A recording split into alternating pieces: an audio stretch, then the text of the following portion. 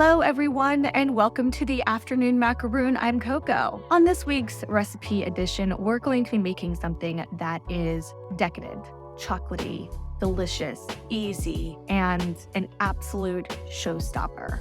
And that is my famous chocolate fondant. Now, this can be made with really simple ingredients. You can also make this gluten-free. It comes together quickly. It is show-stopping. We're going to add a beautiful meringue on top of it. It has that beautiful black and white dichotomy. It gives it a little bit of light and airy texture on top of the rich decadence of that chocolate fondant. This is something that if you ever don't have a lot of time but want to make a crowd-pleasing, decadent, beautiful dessert and make it seem like you spent a lot of time and energy putting it together, this is the one you want. So we'll start off with 5 eggs, some sugar, some butter, some dark chocolate, and of course some flour, which can be gluten-free. You're going to want to make a double boiler. If you have 2 pots available or a bowl, you can use that if you don't have a specific double boiler. We're going to start by putting all 5 of our eggs into a stand mixer. And we're going to start those on medium and then move up to high to really get those eggs nice and frothy.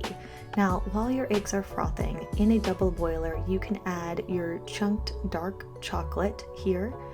And then you're also going to put in your butter. And what we're doing here is making a bain-marie. We're going to melt that chocolate and butter together in our double boiler. And you want to do this on low heat and really make sure you don't burn your chocolate.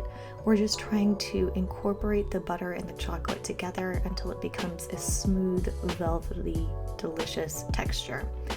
Once you have that nice and melted, you can go ahead and start slowly adding in your sugar.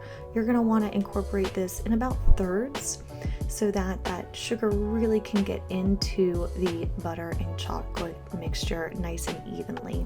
Now again, you don't want the sugar to caramelize, so we want to make sure we keep that heat nice and low, and we're just really incorporating slowly the rest of our sugar into our bain-marie. And you can see some granulation there, but it will come out as you cook. Once all of that is incorporated, I find it easier to add my butter, sugar, chocolate mixture to something that can be really easily poured into my stand mixer, because we're going to incorporate that into the eggs.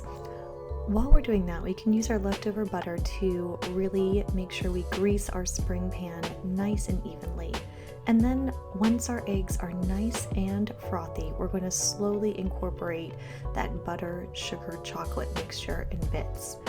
You can see that I forgot to switch initially, but you do want to switch to the paddle mixer for that incorporation.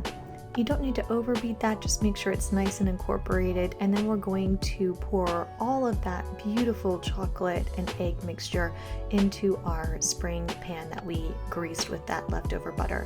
And then all of that goes directly into the oven. For our meringue, we're going to start with 4 egg whites, some sugar, and some cream of tartar. Now we're going to pour all of those egg whites back into our stand mixer and make sure we have the correct attachment and really start those frothing. Once they start to get really nice and frothy, you can start slowly incorporating your cream of tartar and your sugar into those egg whites. You can also add a little bit of vanilla in here, but you are really trying to get those soft peaks to start to form, and that's what's making our meringue a meringue. You can see Lily in my stand mixer there really excited about all of this cooking going on.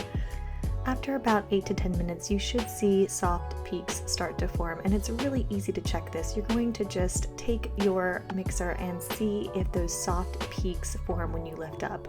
That's when you know you're ready to go. Once those soft peaks have formed, you're going to take all of your meringue and just lay it over a slightly cooled chocolate fondant that you've taken out of the oven.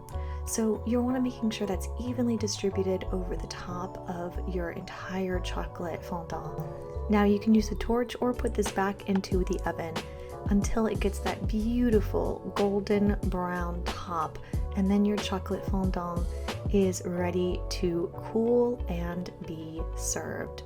You want to make sure that it cools completely before you take it out of that spring pan, which should take about 35 to 40 minutes, and then you're ready to serve your beautiful, decadent chocolate fondant. Thank you guys so much for joining this week's episode of the Afternoon Macaroon. I'm Coco. We do post videos every week to help feed both our bodies and our minds. I will put the full recipe and the link in the description so that you can follow along. Please feel free to leave a comment if you've made it or something similar. We would love to hear from you. Please hit like and subscribe. It really does help us continue to be able to make these videos and to share this delicious recipe of life with you. Until next time, bon appetit.